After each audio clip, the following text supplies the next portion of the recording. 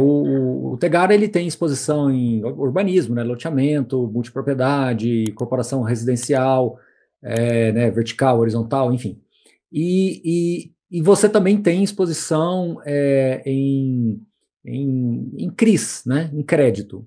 Lá no passado, teve um momento em que o Tegara estava bastante exposto a CRIs, depois ele começou a ampliar mais para desenvolvimento direto, né, no equity ali diretamente.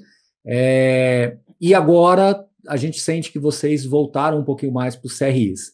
Olhando para 2026, com base nesses segmentos que eu te falei, tem algum deles que você acha que vai se destacar mais? É o loteamento, é a incorporação residencial? Qual deles você acha que você quer estar mais exposto? E considerando agora no macro, né? Eu sei que tem um pouco de renda imobiliária lá também, mas vamos focar nas duas teses principais, que é o desenvolvimento direto ali mesmo e o recebível. Olhando para 2026, qual setor você acha que vai ser mais propenso para investimento? E você quer voltar um pouco mais, ter CRIs na carteira? Sim, Baroni. A gente está agora, até deixei isso claro no nosso gerencial, né? No momento que a Selic esteve mais abaixo, e até quando a gente pegou Selic ali um dígito, né? A gente entrou muito forte nos equities. Então, 2020, 2021. Então, eu saí de uma carteira ali do Tegar, eu tinha 60% de equity, 40% de CRI, e todas as nossas ofertas foram para entrar em equity lá em 2021, 2020, 21, 22, justamente para a gente conseguir um prêmio de retorno, visto que as operações de crédito estavam girando ali mais amassadas, vamos dizer assim, né? E hoje, a gente, grande parte desses investimentos, com exceção dos loteamentos, os loteamentos 10 a 15 anos para desinvestir, então a gente tem uma carteira aí que vai entrando, né? Mas hoje a gente está desinvestindo grande parte das nossas incorporações verticais. Desinvestindo como, Pedro? Pelo próprio fim do ciclo de um desenvolvimento de incorporação vertical. A gente terminou a obra, emitiu o habits e agora a gente está entrando na fase de desligamento bancário, tá? Com a Selic em patamares altos, a gente voltou, e quando a gente nota aí, né, Selic em patamar alto, um arrefecimento da economia, as taxas de crédito já ficam muito mais atrativas, todo o desinvestimento que a gente está fazendo esse ano e para o próximo ano, a gente está direcionando para as operações de crédito, justamente para surfar, vamos dizer, esse spread. Então, hoje, operações que antes eu fazia 3 anos atrás, 4 anos atrás, a IPCA mais 12, hoje eu estou conseguindo fechar a IPCA mais 16, aproximadamente com o mesmo risco. Pô, Pedro, o IPCA mais 16 é um ultra high yield, né? Pessoal, era o mesmo do IPCA mais 12 há 5 anos atrás, que inclusive até hoje a gente nunca tomou default, estamos conseguindo desinvestir essas operações de crédito.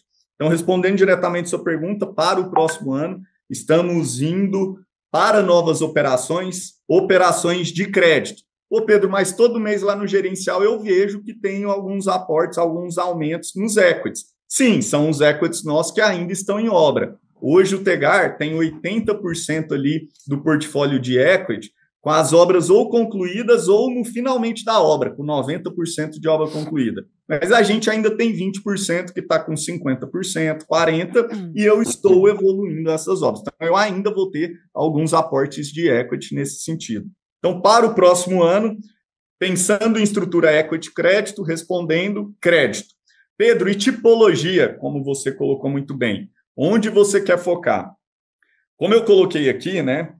Com a taxa Selic a 15, Baroni, eu estou focando nos produtos que dependam menos ou têm menos correlação com a taxa de juros básica da economia. Quais são esses produtos? Principalmente os loteamentos.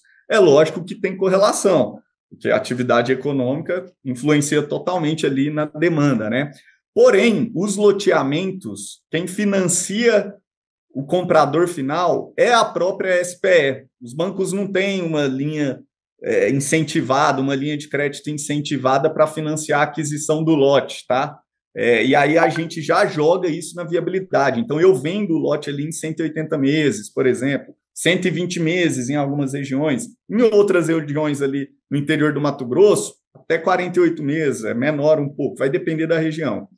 Então, com a Selic alta, voltamos o nosso foco, que foi sempre o nosso DNA, é o que a gente faz melhor, para loteamentos.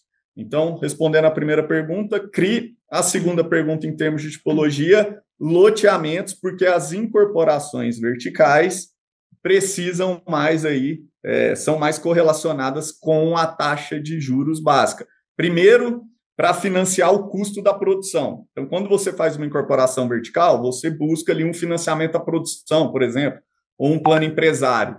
E aí o custo subiu muito. Por exemplo, há um ano atrás, quando você pega dados ali da ABCIP, né?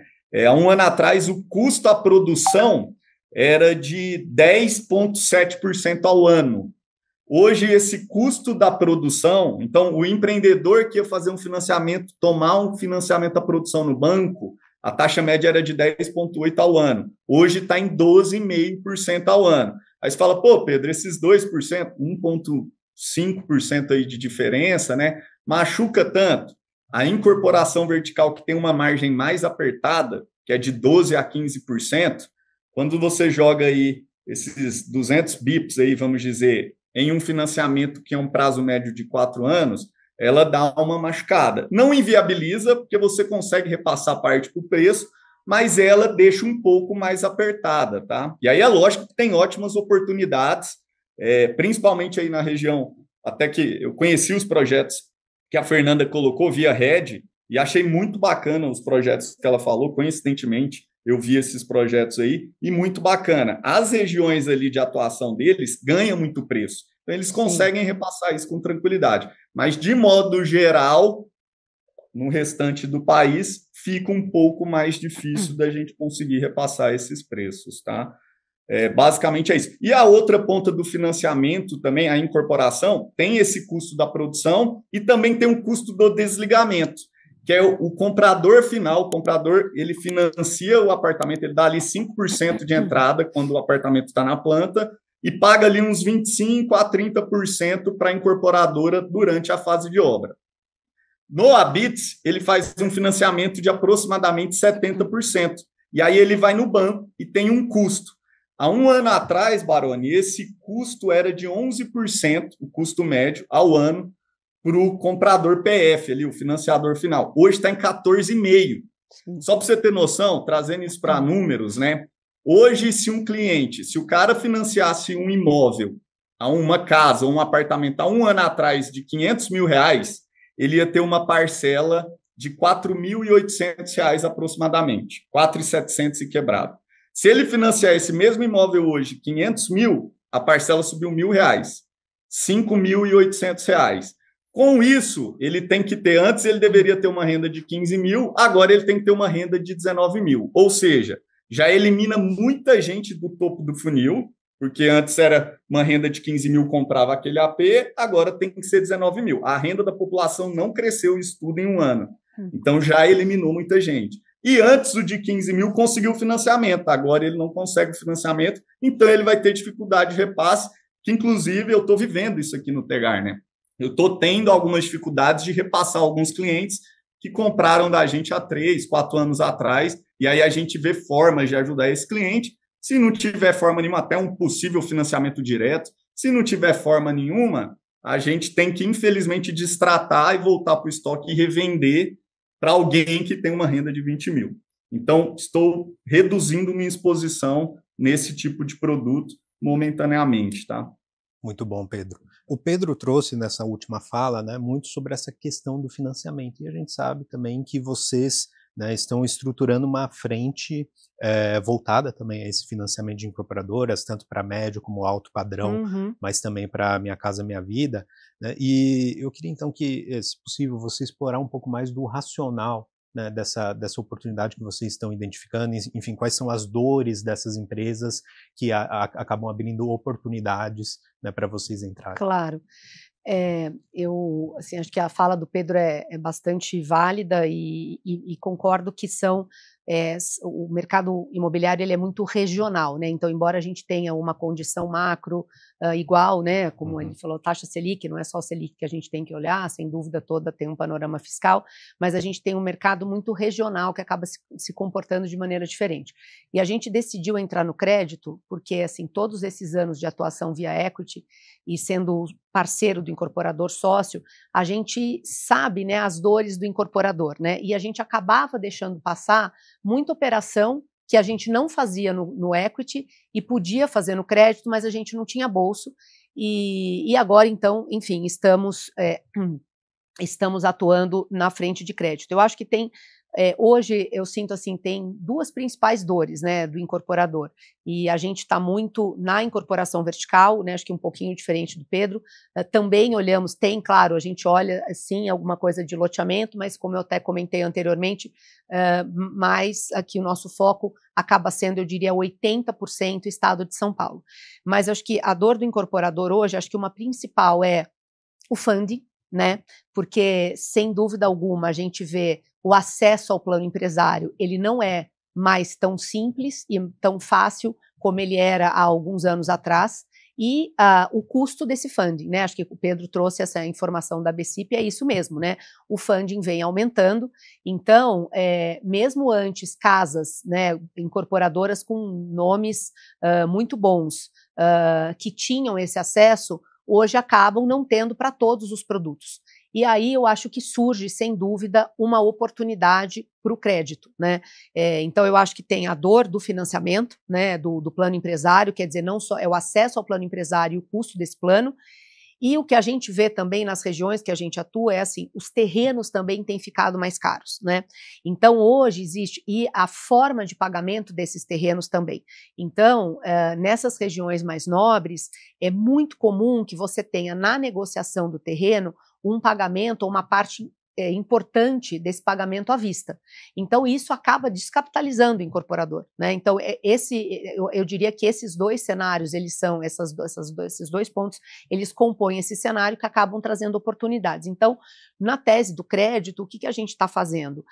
Atuando para o financiamento à construção, então a gente tem, né, especificamente uma atuação aqui, onde a gente acaba hoje a gente está levantando esse fundo, a gente tem aqui, provavelmente, estamos fechando já em breve, mas é um parceiro institucional, então a gente consegue ser, eu diria, bastante competitivo em termos de custo, aqui comparado a plano empresário, e de forma bastante flexível. Então a gente consegue fazer os desembolsos mensais, eu consigo colocar também. Então, tem essa parte do financiamento. Aí a gente consegue colocar, de outra forma, a parte do financiamento do terreno, eu consigo colocar outorga, CEPAC. Então, abre uma brecha aqui para que a gente consiga ter operações. Eu acho que a gente consegue originar bastante essas operações em casa. Então, tem uma originação proprietária que é muito interessante, e claro, tem um spread, evidentemente, dependendo de do tamanho do incorporador, do tipo do projeto. A gente ainda majoritariamente, estamos nos projetos verticais, eu acho que isso que o Pedro trouxe é importante, eu acho que o mercado aqui em São Paulo e as regiões de atuação, ela permite que você tenha margens maiores, porque você consegue repassar uma parte desse custo no teu preço, né? Então, porque o terreno aumenta, né? O terreno aumenta de preço, você teve custo de construção que aumentou também, então é claro que se a gente está falando do residencial, do econômico, no HIS, no HMP eu não consigo repassar, porque eu tenho um cap, no R2V eu consigo, mas a gente também atua em outros, né? Para o crédito, a gente também atua em outros segmentos, como, por exemplo, o alto padrão. E aí, sem dúvida, eu tenho margens maiores que me permitem fazer esse tipo de operação, né? E a gente também tem, a gente está estruturando um FDIC também, um FDIC menor, que deve estar entrando aí no primeiro tri do ano que vem, onde a gente faz também operações ponte para Minha Casa Minha Vida, empresas menores, empresas que não estão necessariamente em São Paulo. Então, esse é hoje basicamente o que a gente tem feito e planeja fazer, que a gente vai efetivamente começar a trabalhar na tese já no primeiro trimestre.